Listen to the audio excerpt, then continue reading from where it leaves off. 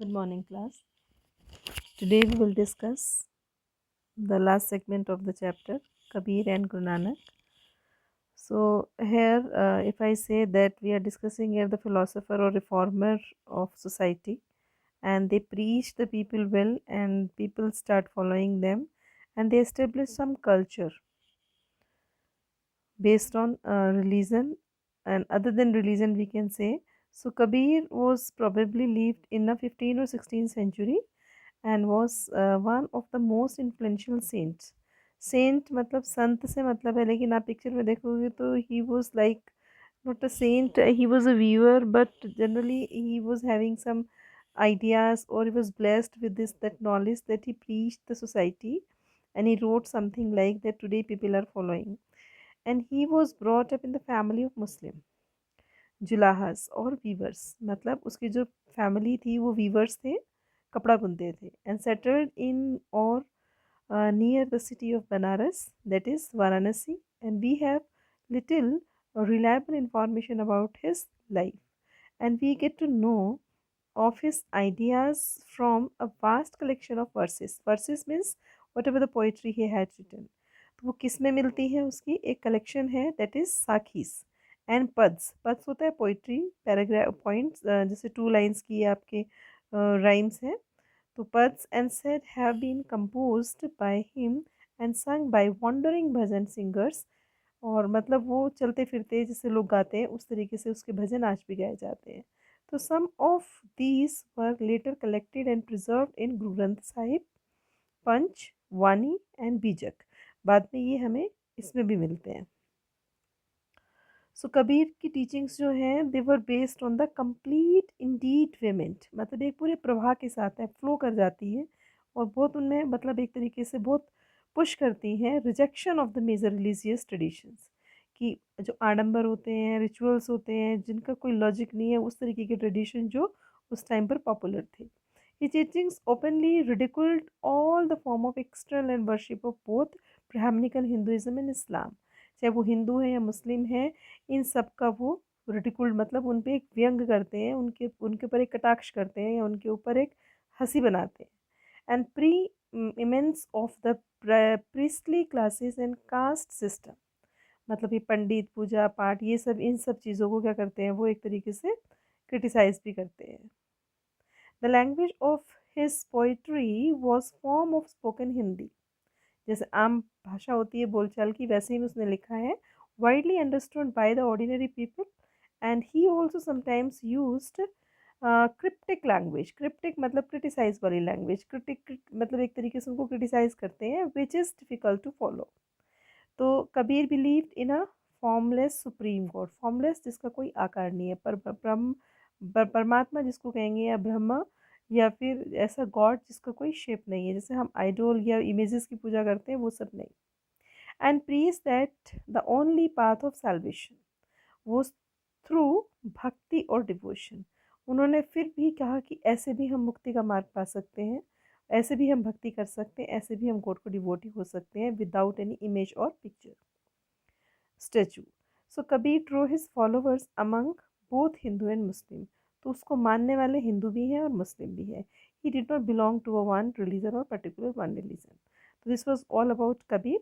Now another thinker, another reformer saint, that is Guru Nanak, Baba Guru Nanak. And we know about Baba Guru Nanak that he born in 1469 and died in 1539. So then about Kabir, born in Talwandi, Nankana Sahib in Pakistan, जो आज पाकिस्तान में है. He travelled widely before establishing a centre of Kartarpur. Dera Baba Nanak on the river of Ravi.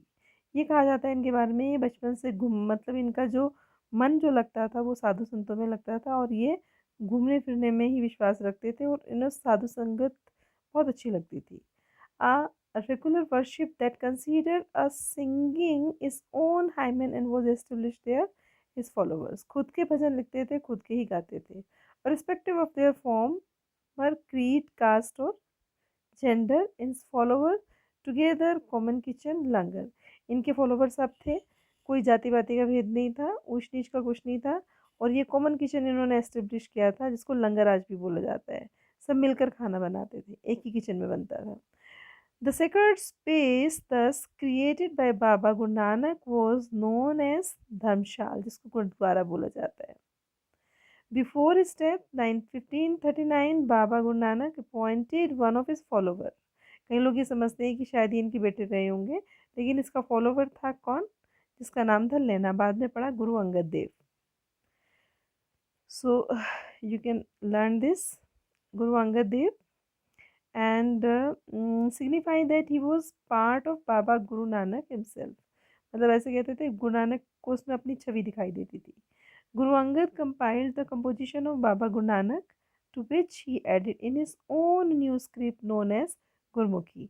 तो गुरु अंगद देव जी ने एक अपना खुद का ग्रंथ लिखा था जिसमें उसी में इन्होंने उनके सारी जितनी भी रचनाएं थी वो सब कंपाइल करी, जितनी कंपोजिशंस थी। The three successors of Guru Angad also wrote under the name of Nanak. और भी उनके successors हुए हैं, and all of the compositions were compiled by Guru Arjan 1604, and to this compile added the writings of other figures, that is Sheikh Farid, Saint Kabir, भगत नामदेव, गुरु तेग बहादुर। इन सब का लिखा जो है वो आपको गुरु ग्रंथ साहिब में मिलता है। In 1706, the compilation was authenticated by the Guru Tegh Bahadur and son and successor of Guru Gobind Singh. It is known as Guru Granth Sahib, as I told you, and holy scripture of Sikh. तो सिख इसको बहुत पवित्र मानते हैं। इसमें इन सब की रचनाएं लिखी हुई हैं, which give the good teaching to human life.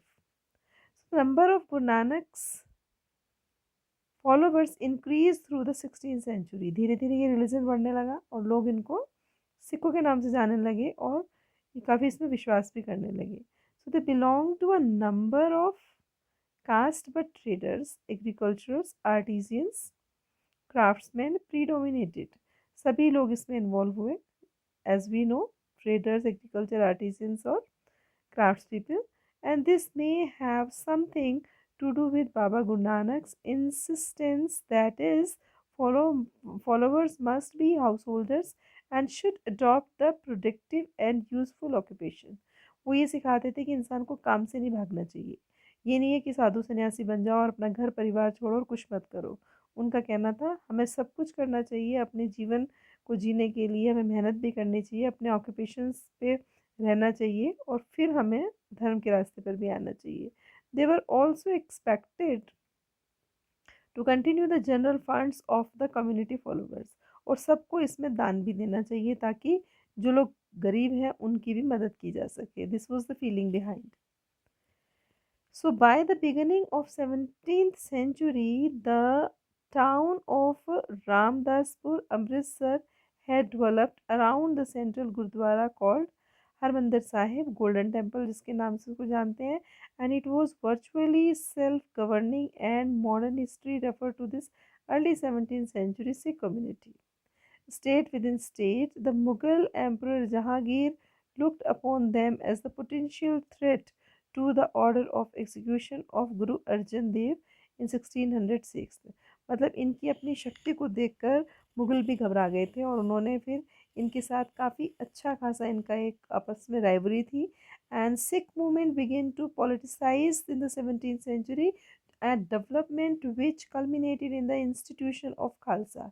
तो जब इस तरीके की लड़ाइयाँ दंगे होते रहे तो इन्होंने अपनी एक मतलब एक अपनी आर्मी बनाई जिसको खालसा के नाम से जानते थे। And by the Guru Govind Singh 1669 the community of Sikh is called Khalsa. पंथ बिकेम द पॉलिटिकल एंटिटी। तो एक तरीके से ये पॉलिटिकल एंटिटी एक पॉलिटिकल अस्तित्व में आई, Khalsa later on. And the changing historical situation during 16th and 17th century influenced by the development of Sikh movement, the idea of Baba Guru Nanak and had a huge impact on the development. From a very beginning he emphasized the importance of worship of one God, and he insisted the caste, creed, gender was irrelevant attaining the liberation. इन्होंने ये भी कहा कि मतलब liberation का मतलब होता है उदारवादी होने के लिए या दूसरों को मतलब अपने रिलीजन में शामिल करने के लिए ज़रूरी नहीं है कि आप भगवान मतलब उसकी पूजा पाठ के साथ उसको मतलब हमें इन चीज़ों से दूर रहना होगा, कास्ट, कलर, क्रीड और gender. His idea was liberation was not that of just state inner bliss but rather the pursuit of active life। मतलब आत्मिक सुख मिलता है इससे, और ये एक लाइफ को एनर्जेटिक बनाती है, एक्टिव बनाती है, with a strong sense of social commitment, अच्छी सोसाइटी का निर्माण करती है। He himself use the term नाम, दान एंड इंसान। ठीक है, ये टर्म उन्होंने यूज किए थे। नाम, दान मतलब दान करना, स्नान मतलब like essence of his teaching थे। स्नान का मतलब है यहाँ पर अपने आप को पवित्र बनाना। Which annually mean the right worship, welfare others and purity of conduct. ये आपको इसके मीनिंग भी आ गए तीनों। ठीक है, नाम का मतलब हुआ, ठीक है, राइट टू वर्शिप। फिर उसके बाद दान का मतलब हुआ वेलफेयर करना, दूसरों की भलाई करना। स्नान का मतलब हुआ प्योरिटी, स्वच्छता, यानी कि कंडक्ट, कैरेक्टर की स्वच्छता। फिर उसके बाद इन्होंने और चीज़ें दी। His teachings now remember is the naam japna. नाम जपना मतलब पूजा करना, वर्शिप करना, कृत करना, दान करना, and vand chakna, which is underline the importance of right belief in worship, honest living and helping others. Again the in English all meaning have been given. So thus Baba Guru Nanak ideas of equality had social and political implication. This might partly explain the difference between the history of followers of Baba Guru Nanak Dev and history of other religious figures medieval centuries like Kabir, uh, Ravidas and Dadu Dayal, जो ये मतलब ये भी एक तरीके से reformer रहे हैं। Whose ideas were similar to those Baba Guru Nanak. तो इनके आइडियाज़ भी गुरु नानक के जैसे ही थे। अगर हम यहाँ अदर देन रिलीजन की बात करें, क्रिश्चियनिटी, तो यूरोप में एक ये भी रिफॉर्मर हुए हैं जिनका नाम था मार्टिन लूथर। और मार्टिन लूथर ने चर्च को चैलेंज किया था, जो बाइबल लोगों पे थोपी जाती थी उसको चैलेंज किया था कि कहीं भी किसी भी रिलीजन में रिजिडिटी नहीं है।